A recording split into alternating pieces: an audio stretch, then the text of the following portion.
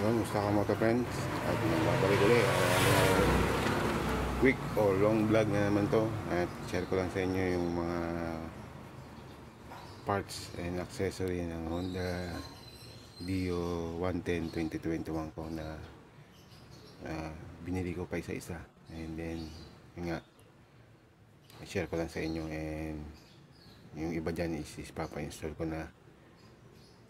At may konting mga problema na rin yung aking Honda Dio 110 2021 kasi almost 3 years na rin siya. And share ko lang sa inyo yung gulong. Vlog ko naman yung mga gulong ko. Ito, bakong gulong, yung Seat. Yan, 90-110 stock na size. TL tubeless seat Zoom X3 90-100 tubeless. Yan, buy a last pay later. Yan, meron siyang free na arm sleeve. Yan. And disclaimer, I'm not an expert, and reminder, do it on your own risk. And disclaimer din, I'm not part of Last Pay Later and Lazada or itong brand na to or mga brand na sabihin ko dito. Hindi sila sponsored by a Last Pay Later, and binabayaran ko on my own pocket. Yan, yung Zoom X3 90-100 size 10 tubeless, 53J yung 5 speed nya. And front and rear napalagay ko. Ito yung mga parts, and gamitin ko sa makina naman. Restore gasoline, tatry ko. At meron naman tayong na-try na brand na Honda, and try naman natin to. And then itong mga pairings is yung ito, yung tab, kabilang tab. Yan, tested ko na yan sa aking Honda Dio 110. Yung papapunan din sa screen yung mga screenshot. 6mm motor Honda click ADB air blade clip, plastic rivet clip. Yan, ito yan. And ito, balik ako sa 17 gram na size na bigat ng roller weights or flyball. Ang brand nya is SS8. Yan. And previously yung gamit ko is pitch bike na 14-15 grams combi. Malaman natin kung anong resulta nun. Since nung in-install ko siya, may vlog din naman ako nyan. Yan, 17 grams. Back to stock tayo. Yan. Then itong belt, original. Yan, 23-100 KWPD 01 made in India. Yan, pop-up ko naman dito sa screen. And ito, yung oil seal. Yan nga, itong problema ng Honda Dio 110 2021 ko. Hindi ko alam kung saan siyang part may problema, left side or right side. Ito yata yung sa left side. Then bumili rin ako ng right side. Ay no, tama, right side. Ayan, sa Shopee naman to. Itong mga nauna isa Lazada, Last Pay Later. Ito by COD. Yan, share ko lang din. Yan. After nito, punta na ako sa motor shop. Yan, ito sa same shop din, Shopee. Yung tawag nilang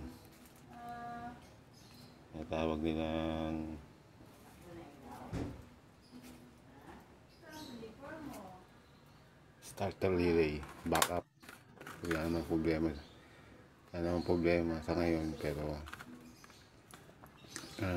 bumili na rin ako as backup. And possible naghanap din ako ng CDI kasi usually nagiging problema after tumatagal yung ating motor. Ayan, starter relay ito. Mahulog pa.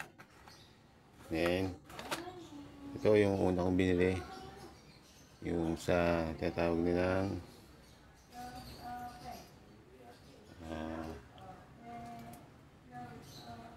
motorcycle brake rod spring universal to. Short siya pero mahaba sa Honda Dio natin at manipis. Yan, yung una kong binili. And okay naman. Nag-ano naman, naitulong naman habang iniintay ko yung order ko na pang Honda Dio talaga. Yung ito. Local ito binili. Thailand siya gawa. Yung 43472 KB 900 pang Honda Beat Click. As per seller. And as per Honda D expert natin, pwede siya. Saan ba yun? Ipapap ko na lang din sa screen yung yan 2 piece ito yung binili ko to sa locally sa Shopee shop.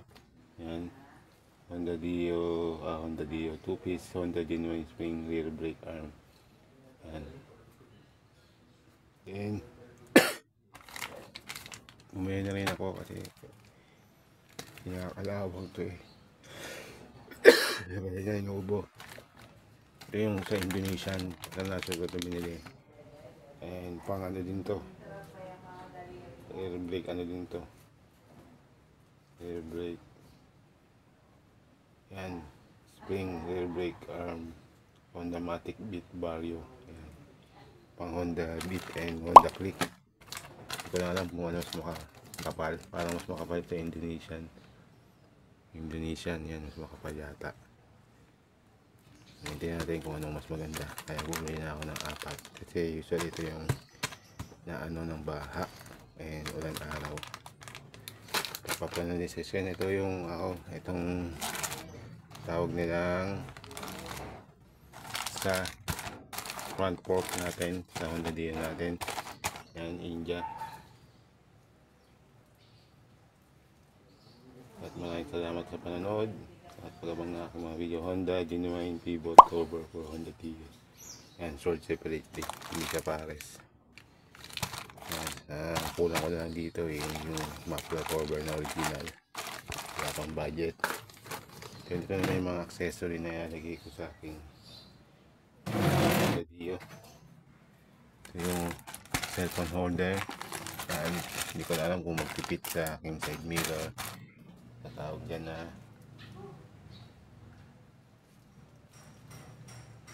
Baya Lazada din yan. Lazada ito. Lazada din itong pivot arm. Yan, Lazada. Yan, Lazada din ito. Baya Laspirator. Hindi ako related sa Laspay and Lazada and Shopee. So yung pera natin ito yung motorcycle mirror mount, shockproof, motorcycle phone holder, quick release clip. Yan, pwede din sa bicycle and for riding, cycling and for aviation biking. Yan. Hindi ko lang alam kung magpipit pero siguro naman sana kasi ayoko yung ilalagay sa mismong side mirror kasi tataas yung isang side mirror yung sa screw nya. Ito nakakabit lang ito sa mismong stem ng mirror kaya pantay pa rin yung aking side mirror. Yan, nalitaan din kayo. Yan, ito yung meron na lang install dati yung branded and tatagalan din siyempre ulan init araw binibigay yung sa tao na wala lang din yan yung kasi na inuubot tayo kasi naulan tayo at naarawan. Yan, isang set siya motorcycle bike sponge cover, 4 na piraso yan, bali 4 na set. Isa sa dalawa isang pare sa handlebar saka sa brake lever. Yan, para iwas kalye din. Ewan ko kung makakatulong din sa yan, basta iwas kalye yan, siguro sa alay. Yan, kulay blue. Yan, balitaan ko din kayo. Screenshot ko na lang, share ko na yung screenshot nya. Then ito yung sa video na ano ko na to dito sa aking upload na Lazada Select. Yan, dali lang. Lalagay ko to sa aking dito sa kotse. Yan, meron siyang mounting na metal magnet. Yan, magnet. Yan, touch sensitive siya. Medyo sensitive siya. Hindi sa sensorized, touch sensitive. Lalagay ko siya sa U-box and top box ko. Dalawa yan. Yung mga accessory sa aking Honda Dio 110 2021 ko. And siguro balikan ko na kayo kung na-install ko na o gawan ko din ng video. Comment down below para gawin natin ng separate video itong mga to, o i-share ko lang sa inyo naka-install na. Yan, maraming salamat. At sa video description naman ang aking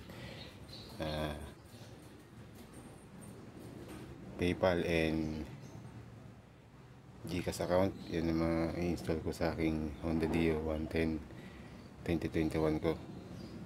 Hopefully mag-okay, lalo na yung aking gearing ng oil seal. Sana oil seal lang ang problema, wala nang iba.